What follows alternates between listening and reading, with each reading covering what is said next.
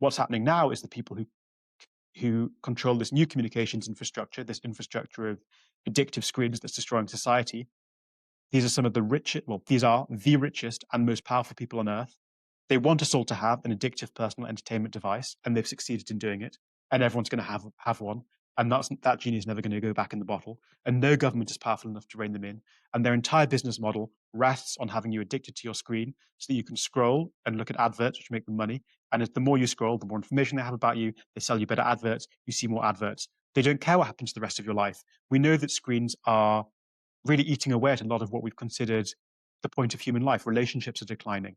Uh, people socialize less. People go to art galleries less. People eat out in restaurants less. People read books less. The whole richness of human experience is being destroyed by the fact that screens are capturing our attention because they're made to be addictive, because Silicon Valley companies want them on their screens, want us on their screens because that's how they make money, and they don't care what happens to the rest of society. And we can see that because society is being transformed in negative ways in front of our eyes, and they don't mind because it makes them money.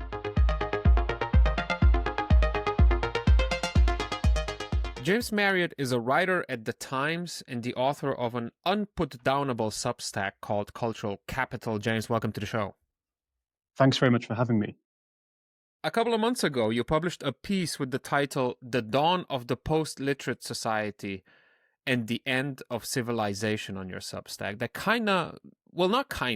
actually blew up, thus slightly negating your central thesis. Anyway, more about that later.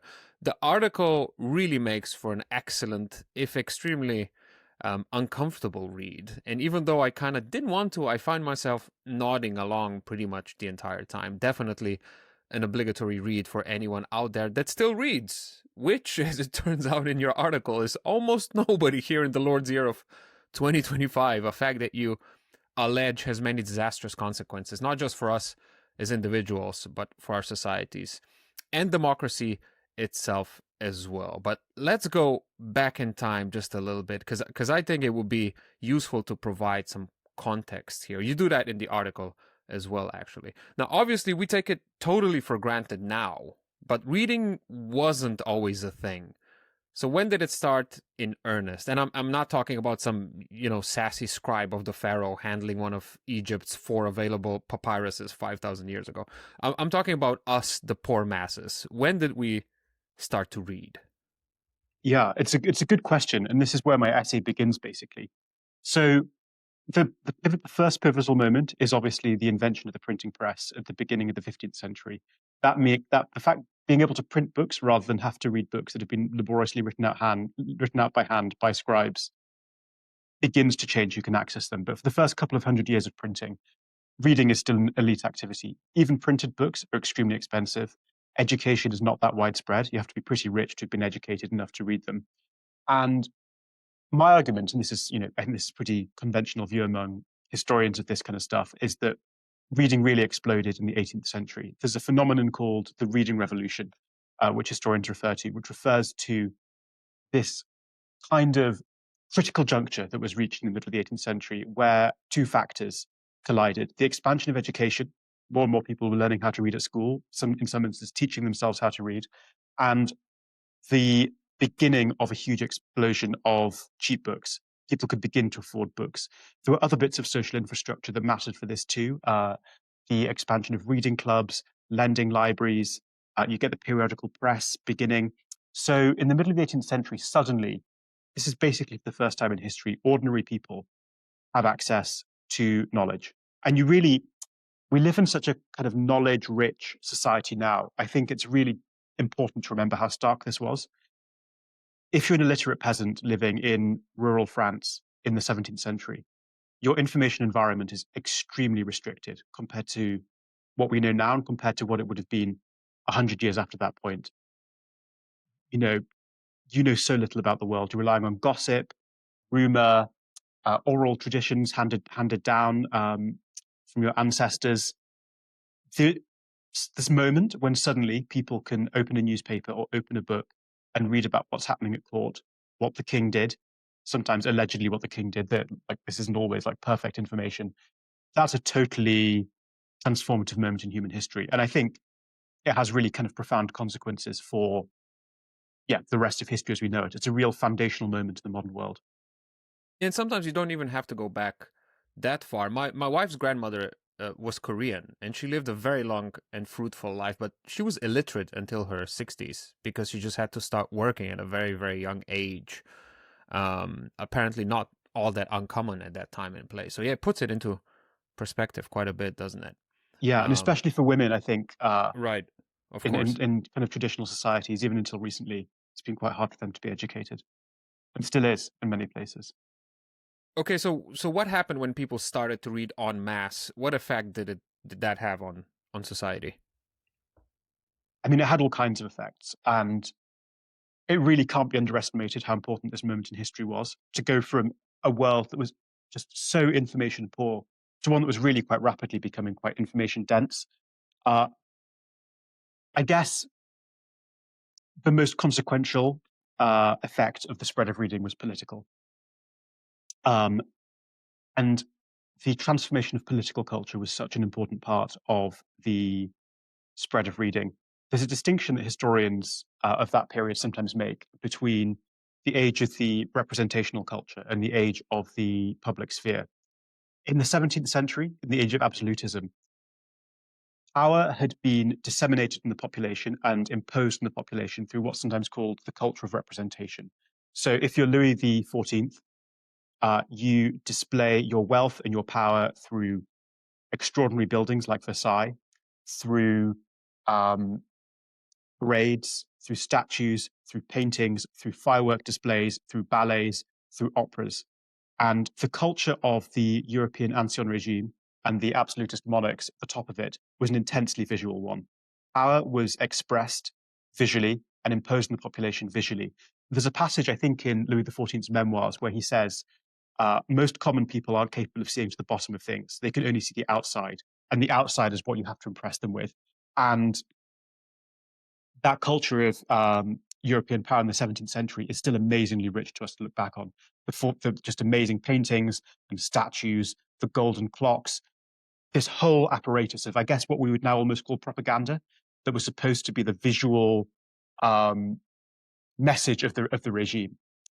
What literacy did was it totally changed that. The appeals of this message were very emotional. They were very kind of pre-rational. They were just like, this was the language of authority and power and intimidation. And when people could read books and when people could read newspapers, suddenly they could get behind the facade of the regime. And for the first time in history, ordinary people could have access to how the government was working. And the information was obviously not always accurate. There was fake news in the 18th century. But this is a remarkable turning point. You could be an ordinary middle class person in Paris or in the provinces of France, and you could suddenly be reading about what had happened between the king and his mistress. What did the king's mistress say to him in his bedroom one night? What's going on in the corridors of power with the government ministers? This is a totally transformative, transformative moment because people suddenly are able to see what's happening in power. And I say in the essay, I don't think it's an exaggeration, that ignorance was a foundation stone of the feudal European order that existed before this point. People just didn't know what was happening. They didn't understand the abuses of power. They had no way to. Without a newspaper, how can you know? But there are a number of sort of amazing, amazing developments in this period. Um, One of the things that happened in the 18th century was that people who'd been arbitrarily imprisoned by the state began to publish memoirs about what had happened to them. There are two famous examples by two French writers, Longuet and Mirabeau, who both published quite similar memoirs of being imprisoned in the Bastille. That just before the French Revolution, right? Yeah, in the years running up to the French Revolution, and suddenly, ordinary people taken inside what was happening inside the French state at its worst, in the worst abuses of power. They would just, you could be taken inside the Bastille. They would describe imaginatively, they describe the corridors of power, also the corridors inside the prison, the cells where they languished. And I mean, this is just like mind blowing for ordinary people who've just been kept behind the facade, for pretty much almost the entirety of history so far. Suddenly they can see behind it. And, another thing that isn't to be underestimated is the influence of things like philosophy. Literacy, as I say in the essay, kind of encourages rational, critical modes of thought. And the spread of literacy is a real factor in the growth of like Enlightenment thought. And suddenly people have a whole new language and new ideas to draw with which to criticize the social system. The rights of man. Why aren't we all equal? Why does this guy live in a huge palace and we're all kind of languishing in the mud, getting arbitrarily imprisoned by the state? And this is kind of like, it's a knowledge revolution. People just know more about what's going on, or an information revolution, you could say. And it's also a kind of cognitive revolution. These kind of critical modes of thought spread, and both those things are disastrous for the old regime. Right. So yeah, I was just about to say the ruling classes couldn't have been very like ecstatic about this development. Did they try to suppress the widespread adoption of reading? Yes, not very successfully, it has to be said. I think there's an estimate, because you could censor books, and the regime did try to ban books, and there are all kinds of amazing stories. Books were burnt. Sometimes dummy books were burnt to save the real books from being burnt, but to still create the spectacle. I think books were publicly flogged, uh, and there was a real kind of. I mean, this was a sign that the regime took books seriously. They were publicly punished, destroyed, and burnt.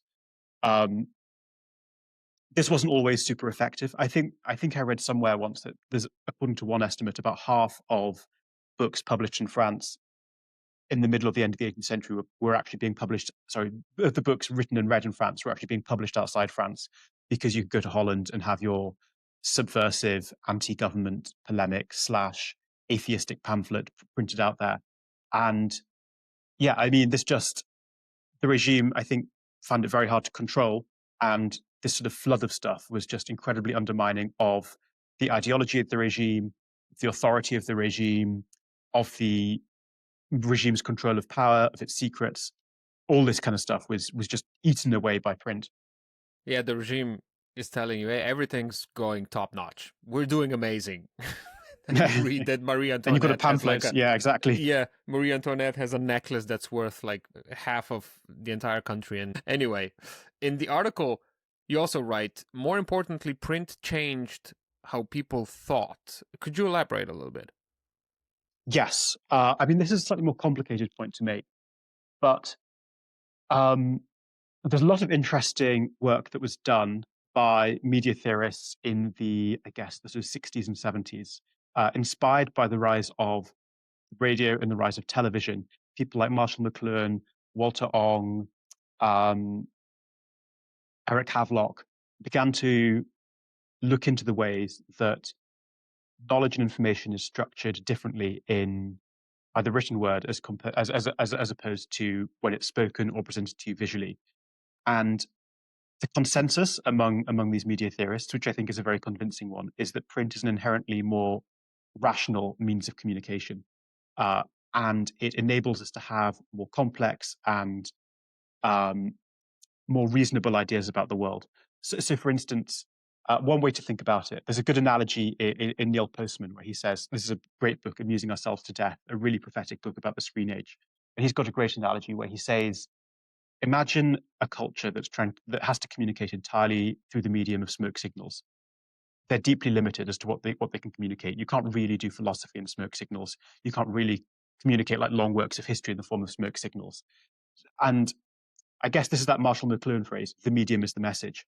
What print does is that it allows us to communicate new kinds of information, and I think actually also allows us to have new kinds of thought.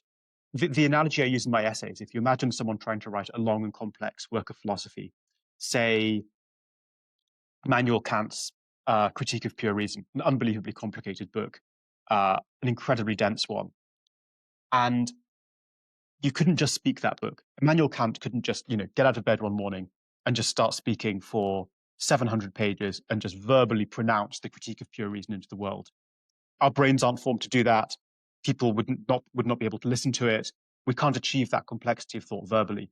If you want to have a series of thoughts as complicated, as interconnected, and as rich as the Critique of Pure Reason or any other long book you can think of, you need reading and writing. So you have to start writing your ideas down.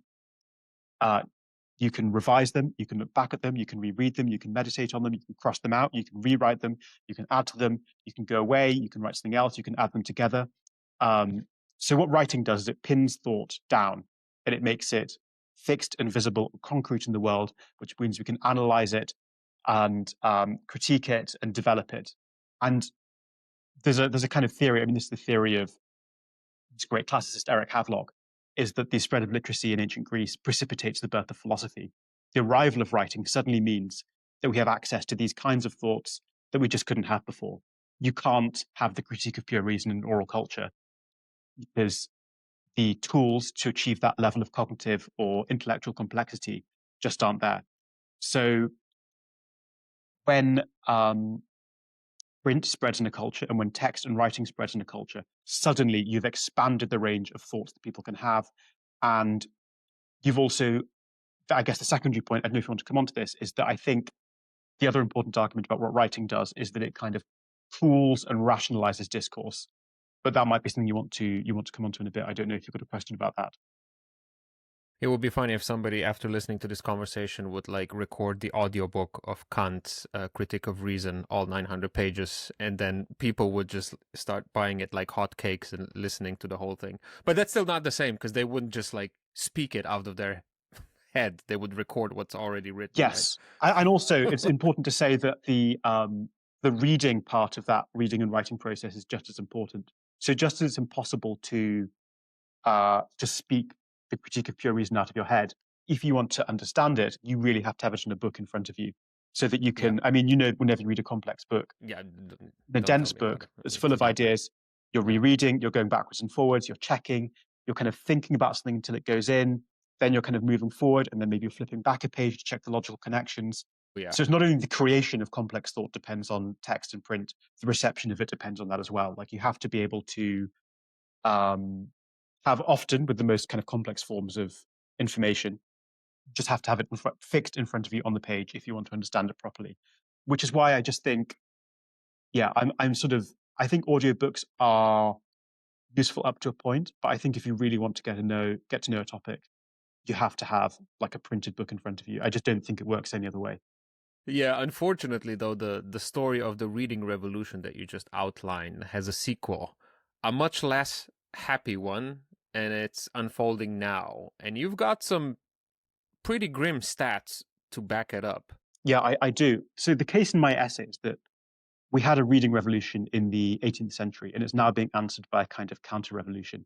So we had that explosion of reading, and now there's really strong evidence that reading is, I mean, not just declining, but in free fall. Some of the most alarming statistics are that in America, reading for pleasure has fallen by 40% in the last 20 years. In the UK, more than a third of adults say they've given up reading, I think over a similar period. The National Literacy Trust has a really depressing report finding shocking and dispiriting falls in children's reading, which is now at its lowest level on record. These statistics go on and on. A particularly depressing thing is this report, or I think kind of alarming thing, is this report that came out from the OECD at the end of last year, so at the end of 2024, which found that literacy was declining or stagnating in most developed countries. So people are becoming less good at reading and interpreting and digesting and analyzing text in developed countries, and that's adults as well as adolescents. And that's like an extraordinary finding. As I often say, that's the kind of thing you might associate with like the education system collapsing or some kind of calamity breaking out, like a war or a civil war or something. But as I said in the essay, I think the cause is pretty obvious, and I think it screens. So that in the essay, I say that the reading revolution is the greatest democratization of knowledge in human history. Knowledge, which had been the preserve of a small group of elites, was kind of seized and pulled down into society by this newly literate middle class and even working class in the 18th century. And now our access to information is once again being restricted, and our access to knowledge is being restricted by these addictive personal entertainment devices, iPhones Right. and smartphones that everyone has. Yeah, we'll get to that. But you also write that the last time something like this happened was during the collapse of the Western Roman Empire. Yikes. Yeah, Wow. I know, and I think it's good that you said that because there's always an argument against people saying, oh, no one's reading anymore. This is what people have always said. Um, is it really that big a deal? But it is true that we haven't really seen anything like this since. Yeah, I guess I think you really could say the fall of the Western Roman Empire. I mean, I know sometimes the stuff about the Dark Ages is overdone, But it is true that as the Roman Empire declined, literacy fell, uh, books were just lost, for centuries. People just, some of the classics that have been handed down for centuries or even millennia of classical antiquity just stopped being read. And if you believe, and I do believe, because I've spoken to people who teach at universities, and it's been studied and reported on, that students at universities are basically unable to read the books that have been assigned to them. We're living through that again. And we're talking about like students studying like English literature or something. We're not Yeah, talking about well, like engineers. yeah, no, exactly. So even students studying English literature at even elite universities are reporting that they just can't finish the books that have been assigned to them.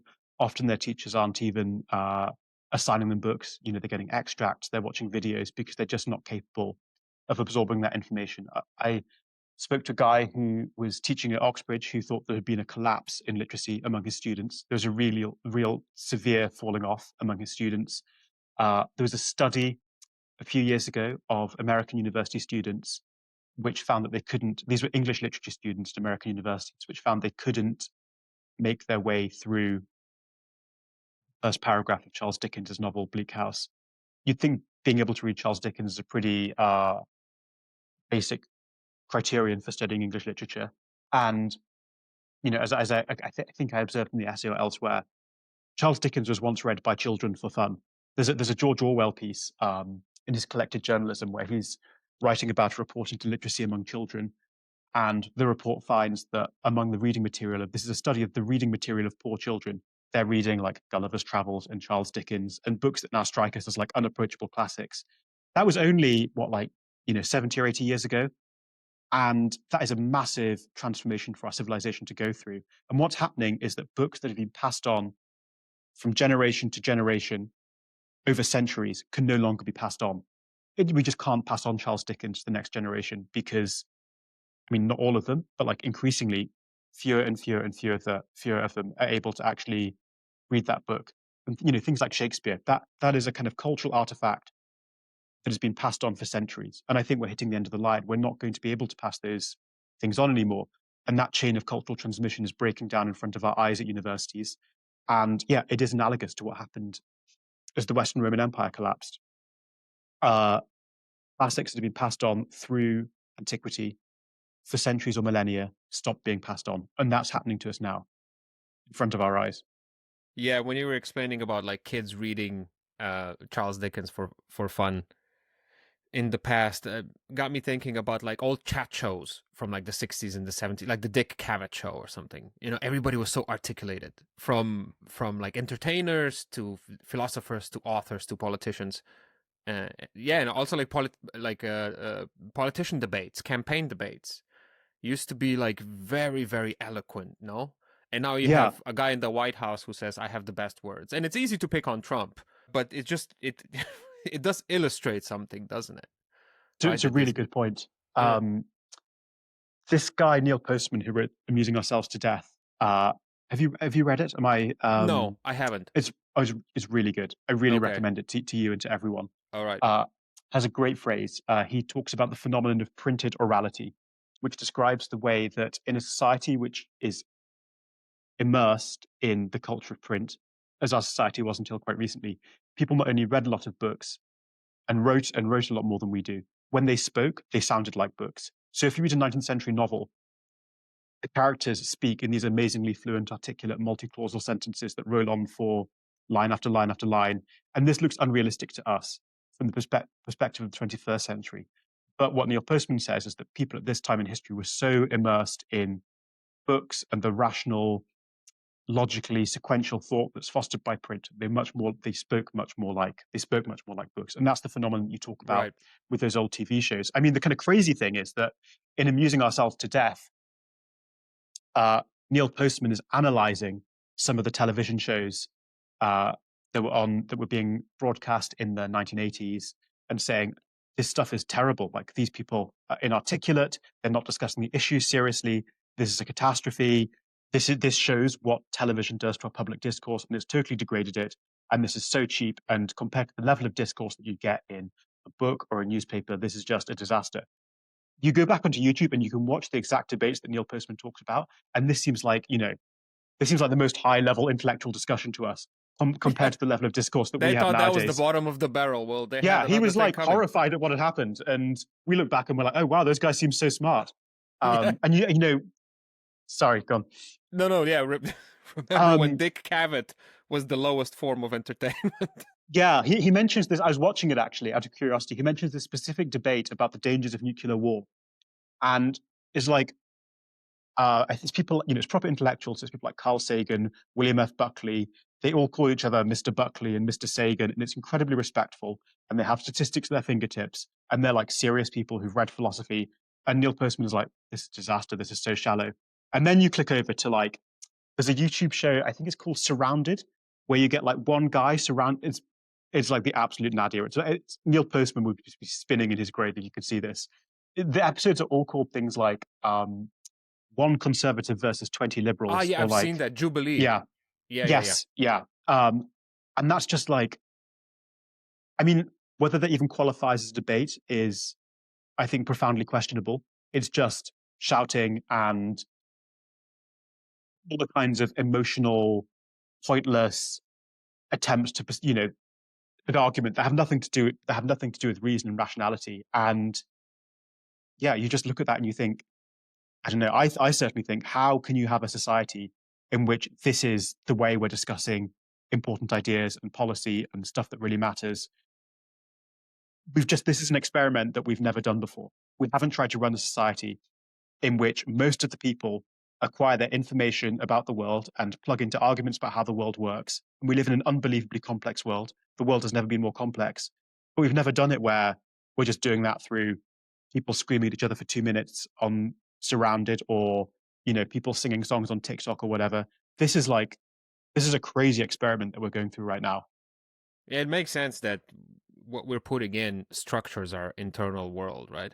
Like I live in Yeah, Japan, and it's so beautiful here, and the the country's so rich in culture. There's many things to explore and to see, and I'm forcing myself to see new things and to experience like new stuff all the time. And often when I do that, the first thought that enters my mind is, how can I turn this into an appealing Instagram post, instead of like, how can I be in the moment, or what can I take out of this experience, or how am I going to remember this? The first yeah. thought is like, how can I make this seem really cool on an Instagram story so people will think I have a really cool life. And Yeah, I and mean, you're it's a very far from the only horrifying one. it's a horrifying thing. Yeah, that's what I wanted to say. But I'm probably not the only one, right? No, I'm totally guilty of all this too. Yeah. Yeah. Oh, well, in the article you say it's not just about reading, is it? It's about the cognitive ability that reading sustains, right? And sadly, you've brought some receipts about our recent IQ scores as well. I Yeah, don't want you to reveal them, but we kind of have to do that.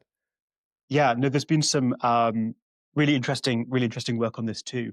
There's a great article which I'd encourage everyone to look up, called "Have Humans Passed Peak Brain Power?" by a journalist called John Ben Murdoch, who works at the Financial Times. He does data journalism, and that's measuring things like the decline of PISA scores, which is the kind of global benchmark test for students. Those have been declining since those scores in things like maths, reading, and science have been declining since the early 2010s. There's other reports that's found performance in reasoning and problem solving tests is declining, not only in adolescents but in adults as well. And the other thing, which, you know, is really alarming, are these what we're seeming to see, which is data that suggests that IQ is declining as well. There's a phenomenon called the Flynn effect, which describes the way that basically the whole of the 20th century IQ increased year on year. People were always getting smarter as measured by IQ, better nutrition, longer time spent in education, all this kind of stuff. That effect now seems to have gone into reverse, and all of these trends come back to the early 2010s, which is the point in society at which smartphones became widespread. One of the points that John Byrne Murdoch makes, and I think rightly, is that you don't have to necessarily. I mean, I suspect this is true because I think the IQ data is alarming. But even if you don't necessarily think that people are getting stupider, it's definitely true to say that we live in an environment which makes it impossible for us to fulfill our full intellectual capacities. One of the absolute foundational things of complex thought, of um, deep and meaningful creative activity is attention, is concentration. And if you can't concentrate for long periods of time, you can't fulfill your potential. If you're always checking your phone, and if you're unable to leave your phone for an hour, you're never ever going to be able to have that full enriching immersion in deep thought, in creative activity, in those kinds of um, states of mind from which basically I think all the greatest achievements of humanity spring. It's rich attention is such an important part of every human achievement, every invention, every great book, every piece of music, and yeah, our ability to fulfill that potential is just being really eroded. And does the widespread use of smartphones kind of coincide with all of these like horrible statistics that you outlined? Yes, yeah, I think it does. So the iPhone was invented in 2007, and a lot of these trends begin to kick in the early 2010s, which is basically when smartphones begin to become widespread in society.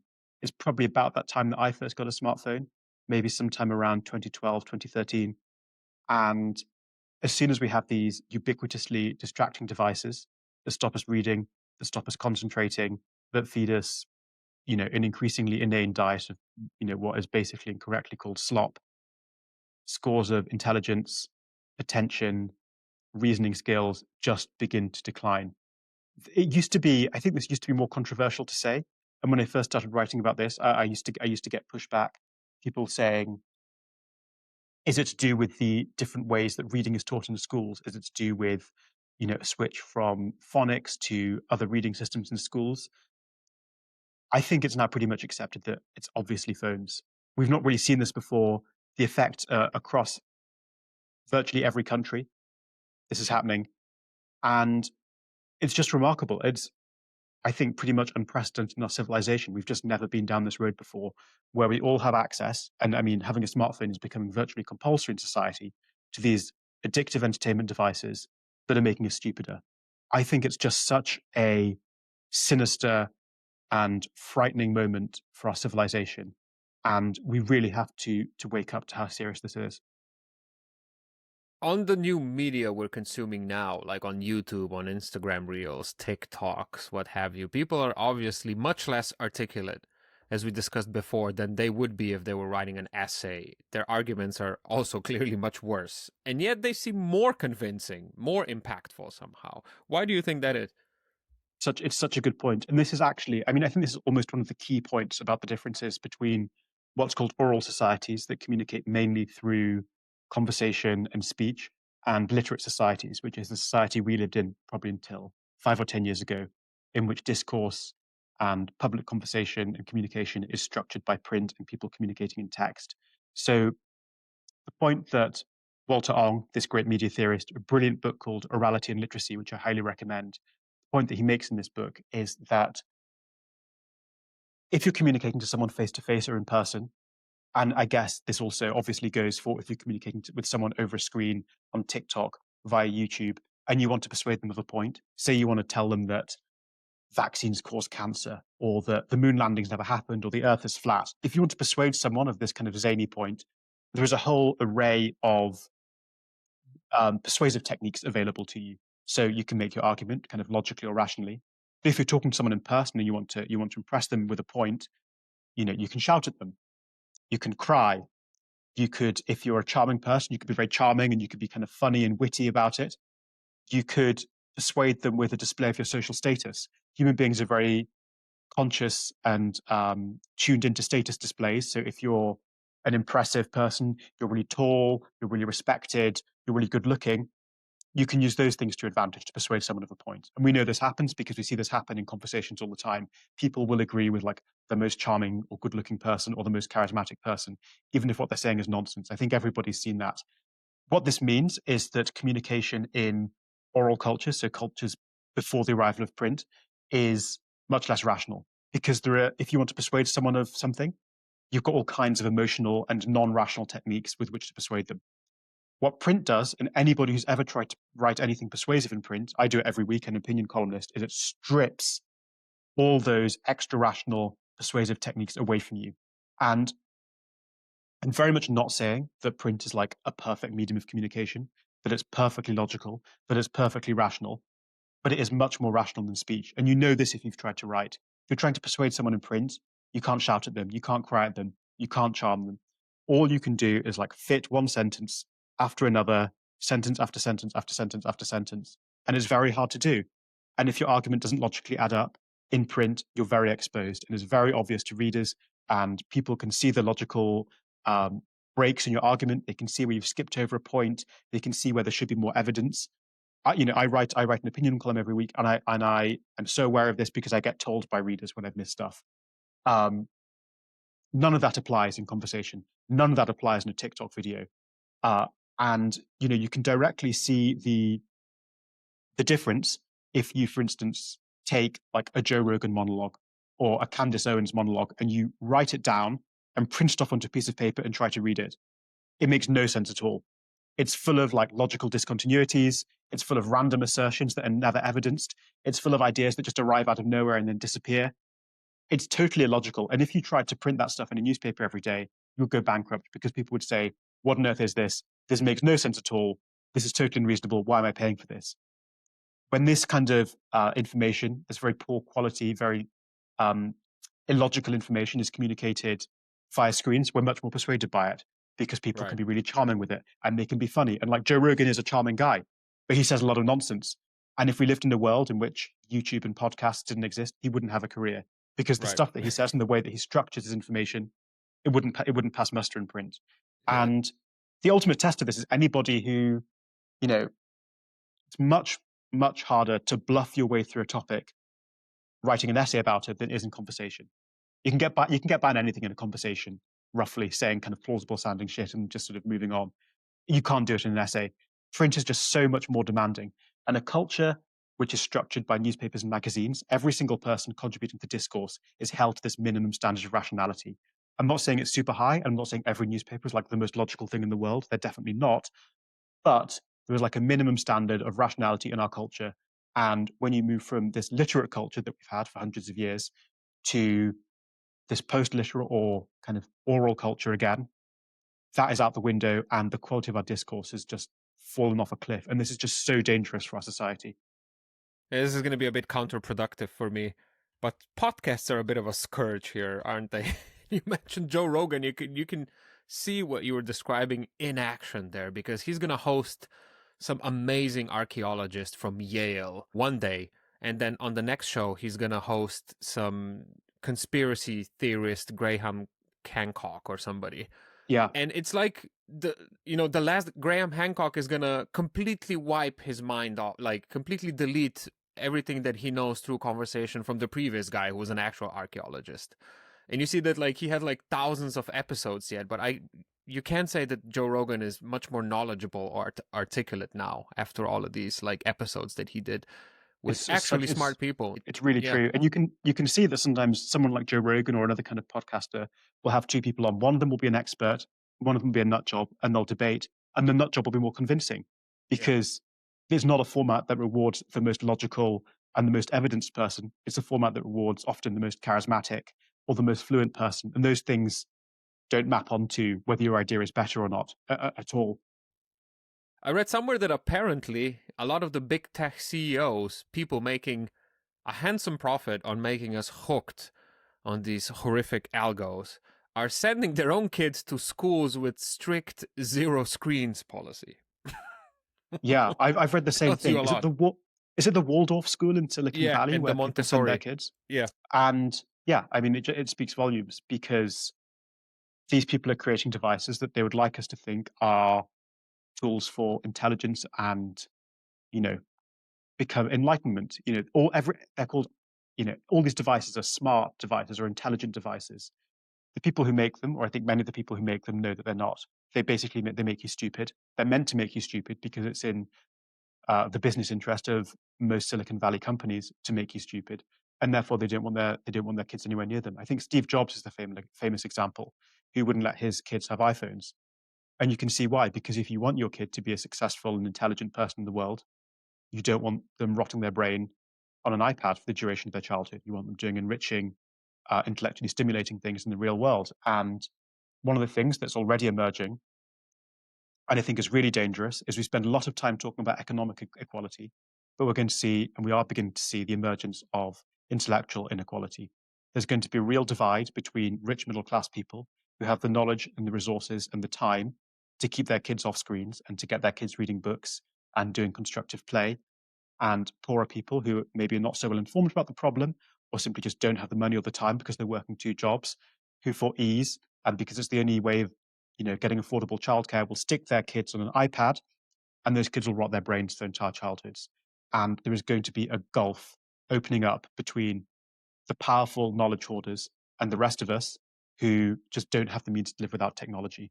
And that is really dystopian and frightening. And that is the kind of society that existed in Europe before the Reading Revolution, when you had a mass of peasants who were limited in what they could achieve in their lives and what they could achieve in politics and what they could achieve culturally because they didn't have access to knowledge and information. And then you had the elites who lived this unbelievably one of the most sophisticated cultures that has existed in history, the court cultures of the 17th and 18th centuries, unbelievably rich in philosophy and art and music, and they Just lived a totally different reciting intellectual poetry for life. fun. Yeah. Yeah, and that divide is opening up in society in front of our eyes, and it's going to be a real political problem. It's tricky, isn't it? One of the biggest reasons I started this podcast was because I could feel my brain turning into mush, spending all that time on TikTok and Instagram. Like I was just, it was like blood coming out of my ears literally every day. And I wanted to put a stop to it by having conversations with a bunch of smart people. Of course, I believe I'm naturally a very curious person, but if I up the stakes and host a renowned university professor who's just released a book on the Opium Wars, I'm going to have to read it to prevent asking illiterate, embarrassing questions. And that part works. That part is great. However, I soon realized that if I want this pod to have any sort of traction, I have to cut up every conversation into tiny little bits for social media.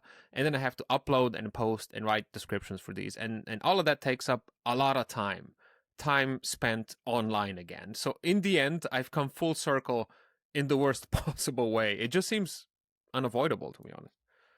Yeah, it is inescapable, and I mean, I have the same thing with my job as well. Like, it's very hard to stay off the internet, and it's only going to get harder. There was a disturbing proposal here in the UK that the government seems to have walked away from to introduce digital ID cards, which would mean that every citizen would have to have an ID card. Not necessarily a policy I'm opposed to, but the ID card would have to be on your phone, and smartphones are basically going to become compulsory. And it's going to become harder and harder and harder to avoid these devices, which That's crazy.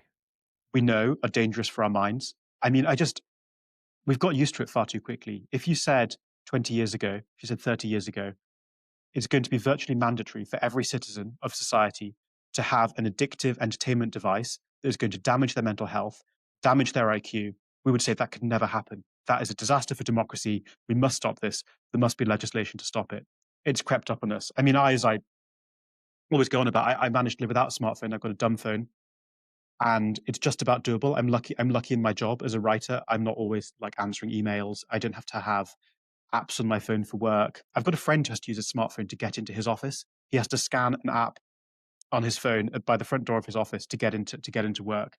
He can't live without a smartphone. He is, it's obligatory for him to succeed in society and to have an income that he has to have this device. And I think it's so sinister.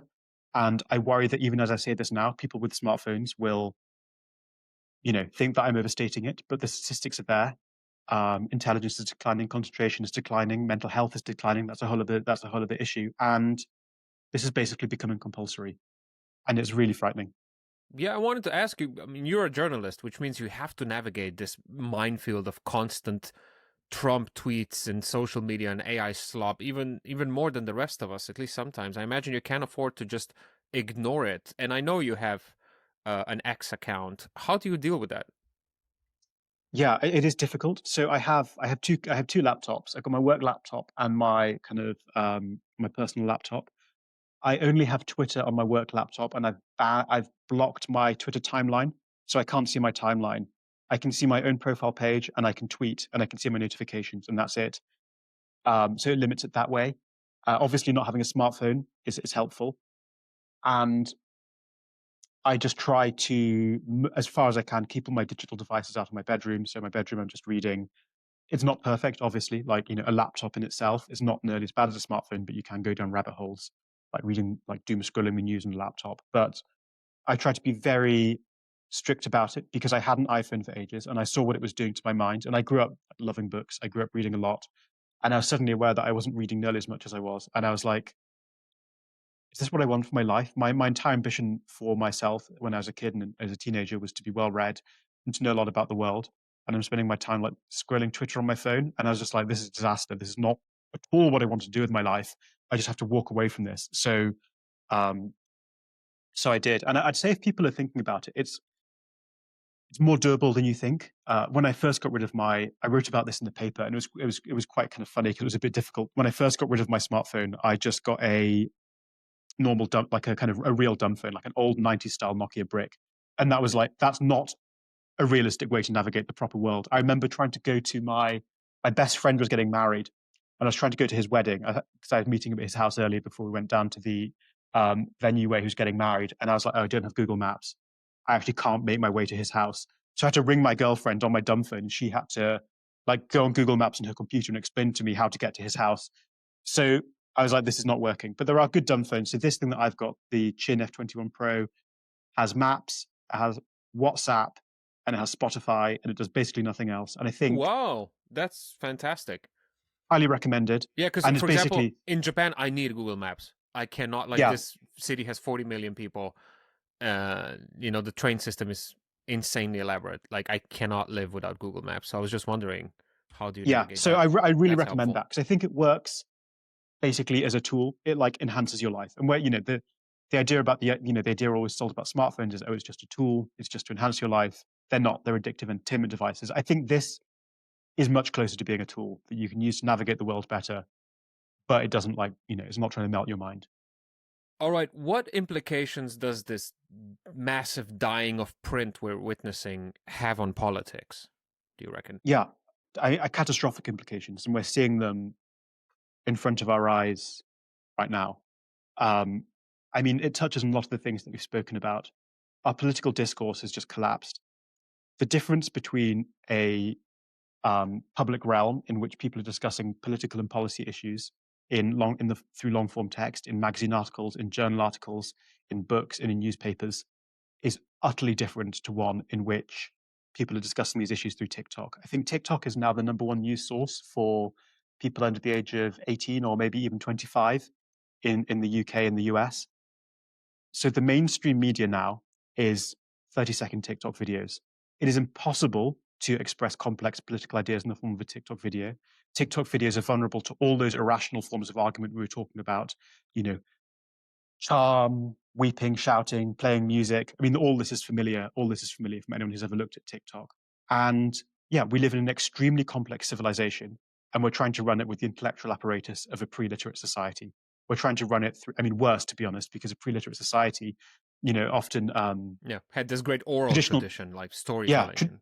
exactly. And that's often quite a rich tradition. And like we know in traditional villages, when the elders and members of the community gather around to debate issues that are facing the community, they're very long and quite complex debates informed by these people who know their own little part of the world incredibly richly. I mean, that's obviously much inferior. Going to be too sort of, not to be rude about oral societies, I guess, but like it's a very different thing to the world of newspapers and print.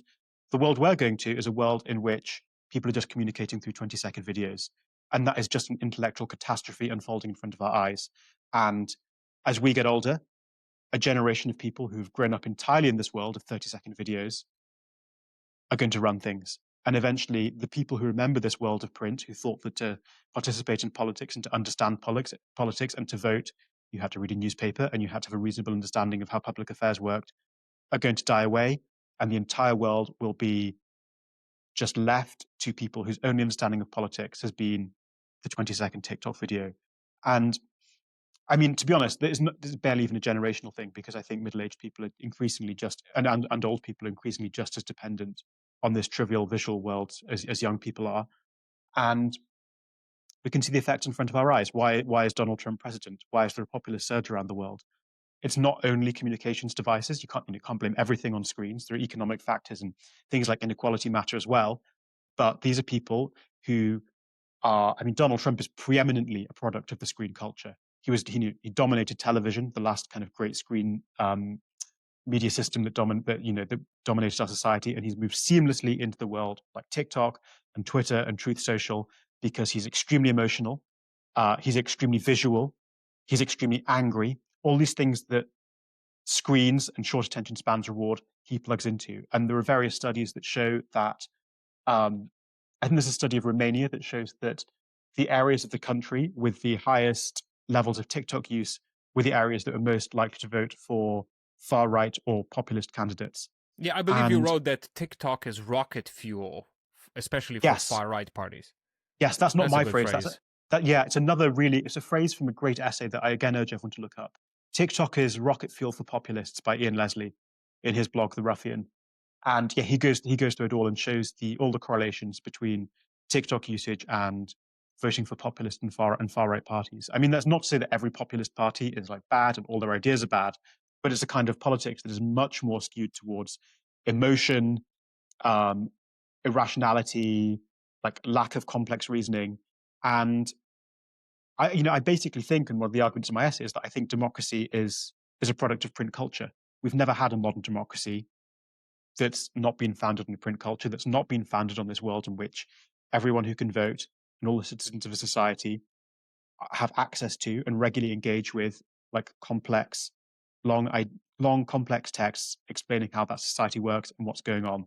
And that has slipped away. And the thing is, I don't even think the standard has to be that high. If you look at even tabloid newspapers here in the UK, which are notorious for being like down market and lowbrow and irrational, if you read a tabloid newspaper, and especially read a tabloid newspaper that was 50 or 60 years old, at the kind of apogee of that post-war print culture, you learn an awful lot. Like, yes, it's biased and yes, it's outrageous, but compared to TikTok, it's kind of amazing. Like, you are reading full paragraphs about what's going on in politics, and we're just entering a world of ignorance and irrationality. And I just don't think democracy can survive that world. Democracy is a historically contingent phenomenon that arose in a particular place and time, which was the print-saturated culture of the 19th century.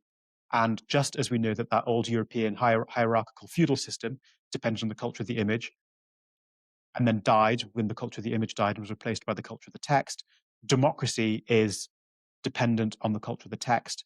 And as text dies, democracy is dying. And we're going to, I think, head back to the deeply unequal hierarchical world of the image that prevailed in Europe up until the Reading Revolution before the middle of the 18th century.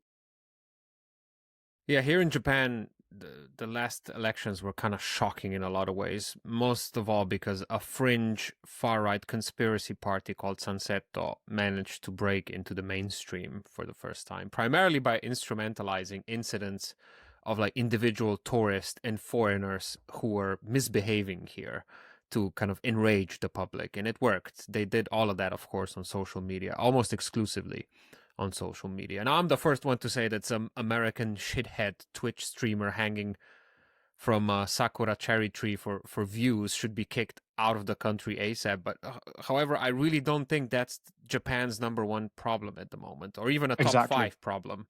And yet, here we are. And that's exactly the kind of political discourse that is susceptible to politics in the age of the screen, because it's highly visual, you can see it, and it's a one-off incident, and politics has become incredibly personalized. If you're reading that thing in a newspaper, a responsible newspaper, and even a somewhat irresponsible newspaper, will be able to contextualize this somewhat. They'll say, oh, well, it's only like, 0.001% of American tourists in Japan are doing this.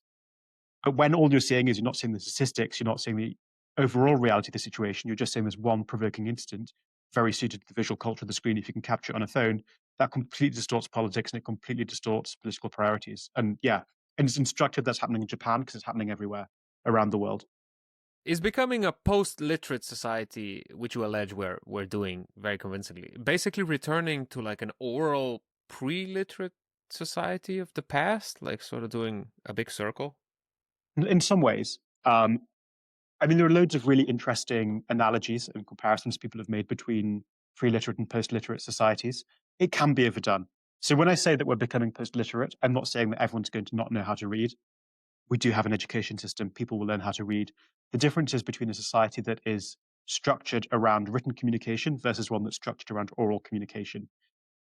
It won't be exactly the same because we can still read and write, and people still do read a bit. I think less than they did. The internet's become more visual and more video based, but people will still read a bit in their everyday lives, and they'll still write a bit. You can't have a job without writing an email. We're not all going to become illiterate. Chat But GPT. well, although that's true, and we don't, yeah, it's true, and we don't know how far it will go. But there are all kinds of intriguing parallels. Walter Ong's book, Orality and Literacy, again, is so interesting on this, and he points out he doesn't actually draw the parallels, but they're just kind of obvious to readers. So he says that one of the main characteristics of discourse and debate in oral cultures, in traditional tribal societies or in historical societies before the arrival of writing, is that discourse is, the word he uses is agonistic. It's very emotional and it's very angry often. And that's because, as I guess I was saying earlier, it's very personal. All the pieces of information you receive and all the arguments you have are with a person. What print does, Walter Ong has this phrase, it separates the knower from the known. A book, I mean, all these ones behind me, takes knowledge and takes it away from its immediate human context.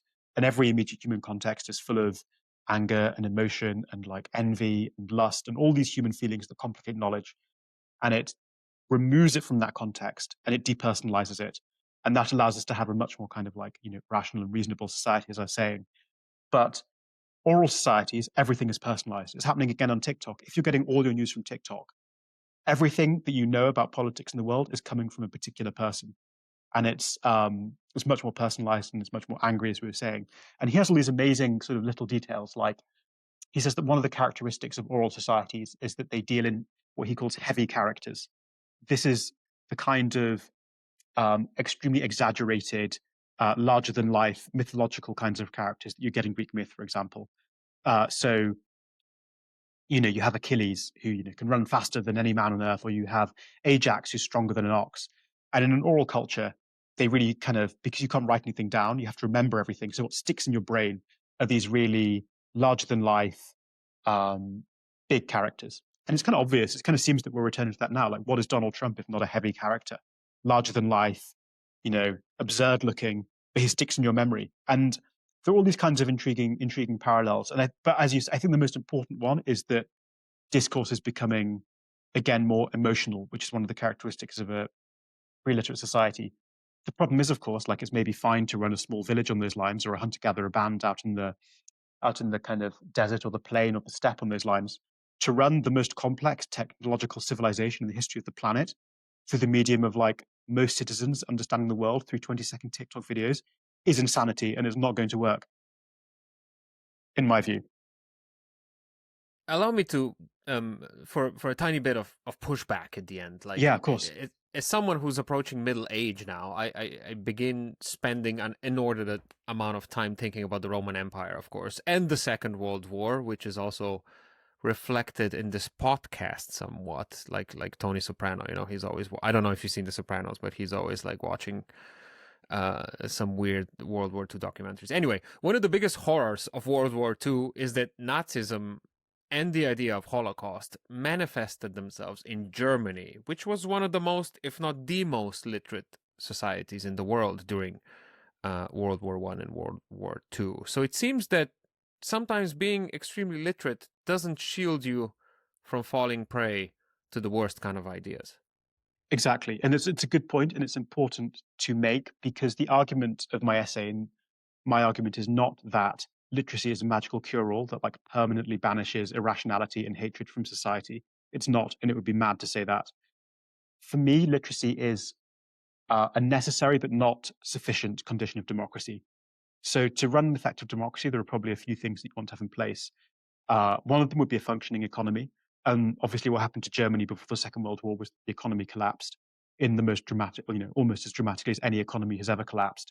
And if everybody suddenly gets poorer, they're going to get really angry, and all kinds of irrational, forces will be unleashed. So it's not the case that like the kind of communications technology in a society is the only thing shaping its destiny. There are a range of things that I think shape the destinies of society: climate, economics, communications technologies, other forms of technology, transport technologies, infrastructure. if one of these things goes wrong, your society can end up in a bad place. And I think what's happening for us at the moment is the number one thing that's going wrong is our medium of communication. And it's not to say that like every literate society is like perfectly rational and gets along very well. That's not the case. Loads of different things can go wrong in society. But if you do lose that element, I think you also lose democracy in the same way that if you lose a good economy, you lose democracy. So there are a few things that you want in place for your society to function. Literacy is one of them. And that's one thing that's going importantly and badly wrong right now, I would say. James, a very easy question for the end. How do we get out of this colossal pickle? My God, it's the hardest question. I mean, the thing is, I'm sort of, I've been asked this a few times, and I'm kind of wary of faking optimism. Um, what we're living through No, is don't do like, it. I'm from Eastern Europe. We're very like okay, good. You're melancholic. happy. You're happy with pessimism. I think often you talk to Absolutely. Americans and they can't believe that you haven't got a solution. It's a very American mindset. Um, For but me, it's what the we're living, opposite. I hope you're gonna say something horrible. no, no, don't worry, I am. I Great. think we're basically living through a civilizational transformation, Yeah, equivalent to the invention of the that printing was a press bit at of the a beginning of the euphemism. 15th century. And by transformation, I don't think you meant that in a good way. No, no, a negative transformation. I think really a catastrophe actually. And you could, imagine you were asking me, we were both Catholic priests and the printing press had just been invented, and Martin Luther's Protestant ideas were like swirling around Europe, and we were saying, "Oh my God, what's happened? It's terrible. Print is allowing people to disseminate all these ideas that are destroying the Roman Catholic Church. Like, what's the solution to Europe splitting in half between Protestants and Catholics?" There wasn't a solution. Like technological change is very hard to reverse. I'm not really sure there are many instances in history when it has been reversed, and especially these kind of communications technologies. And I think this is transforming our society. And I think in so many ways, the society that we grew up in and the society that we know was a society that was founded on print and the culture of print and the cognitive and intellectual capacities that grow from print. And that world is disappearing very rapidly. And I just don't see how we can stop that happening, not least because uh, when print spread around Europe and transformed Europe and caused the Reformation, the Enlightenment, and the Age of Reason, the people who had a kind of profit interest in that technological transformation were booksellers in Venice and in German university towns. They weren't that powerful, really. And what's happening now is the people who control this new communications infrastructure, this infrastructure of addictive screens that's destroying society. These are some of the richest, well, these are the richest and most powerful people on earth. They want us all to have an addictive personal entertainment device, and they've succeeded in doing it. And everyone's going to have one. And that genie is never going to go back in the bottle. And no government is powerful enough to rein them in. And their entire business model rests on having you addicted to your screen so that you can scroll and look at adverts, which make them money. And the more you scroll, the more information they have about you. They sell you better adverts. You see more adverts. They don't care what happens to the rest of your life. We know that screens are really eating away at a lot of what we've considered the point of human life. Relationships are declining. Uh, people socialize less. People go to art galleries less. People eat out in restaurants less. People read books less. The whole richness of human experience is being destroyed by the fact that screens are capturing our attention because they're made to be addictive. Because Silicon Valley companies want them on us, want them on their screens, want us on their screens because that's how they make money, and they don't care what happens to the rest of society. And we can see that because society is being transformed in negative ways in front of our eyes, and they don't mind because it makes them money. And I just don't see how you can push back against that. And I don't think anyone is powerful enough to push back against that. If I were to have one slight note of optimism, which is like a small one, it's that you can get a dumb phone. It's difficult to do, but it's still possible. And we're not yet at the point where I think we probably will end up in my lifetime where smartphones are effectively enforced on people by the government because they need to have digital ID cards or your passport will be on a smartphone. There's this little window where you can opt out of this. I think basically civilizational catastrophe, and you don't have to have a smartphone just yet. Often for many people, and you can still do that. And I would say the more people who do it, and the more we create at least a small minority of people in society who have not opted into the mainstream smartphone culture, the more we will have a little caucus of people, an interest group, who every time that governments or companies try and force smartphones on us, you'll have a group of people who'll be able to stick up and say, hang on, we're not part of this. We can't do it. We can't have digital ID cards because we don't have smartphones.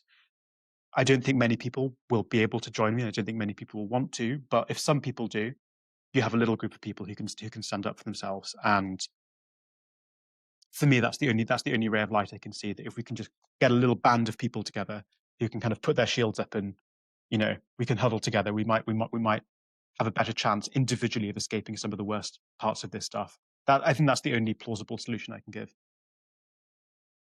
I have a solution. In fact, I have two solutions. Number Go one, on. subscribe to this podcast, of course. And number two, head to Substack and subscribe to Cultural Capital. It is Yes, I an completely absolute agree with gold that. mine. James, thank you so much for this conversation. Slightly Thank you for having terrifying, me. I'm not gonna lie, but come on, we're not gonna pretend that everything is like topsy-turvy or whatever you say in English. How do you say it? Like everything is Tip top. dadly doodly? I'm sorry, I'm not a native speaker. It's something like that. There are all kinds of English phrases that sound Right. slightly absurd. But yeah, Okay. I think along those lines. Yeah, and hopefully next time when we meet, I have one of those phones and I started reading books again. The problem is I have stopped reading all fiction, and that was my main thing. I really enjoyed a good novel when I was like 16 or 17. Yeah. And I'm reading some nonfiction for the podcast when I'm going to have a historian on or whatever. But I basically stopped reading novels, and it's a shame. I think you can get back there. I think it's doable. Yeah. I think it's still. Thank you so much for listening. Please subscribe to the podcast on YouTube, follow and rate on Spotify and Apple Podcast. Marketing tutorials insist. It's really, really important that I hassle you about that, so I am doing it. Also, if you'd like to, please support me on Patreon. It's a big help. This is a one-person podcast. I do everything by my little old self. There's no team behind me. Nobody. Very, very sad, I know, but you can help by hopping on Patreon and finding the Smart Cookies podcast on there. And then last, but certainly not least, I have to thank my existing patrons, Tovarishin Tovarishice. Without you, there would be no Smart Cookies podcast, which makes you actual producers of this show. So eternal thanks goes to Luke Johnson, Jim Bird, Bewildered Beauty, Davorin Paulica, Dale and Mia, Chert Gosar, Sasha Sodia, Richard, Amy Ons, Mattia Renchel, Florian Hauer, Peter Karba, Matija Zopancic, Dejan Žulnir, Tarej, Rok Tržan, Saša Vipatnik, Neven Cvijanović, Juš Premrov, Sirkezi, Goran Ivašić, Anže Sever, Ole, Marin Ferrara, Aljaš Mahar, Štrole, Ajda Mancian, Miha Medved, Medinho, Goran, Gordan, Lorenzo, Jure Čuk, Mila, Carmen, Veronica, and Tai Chi. Oof, thanks, you absolute legends. I am deeply, deeply touched. Means a lot.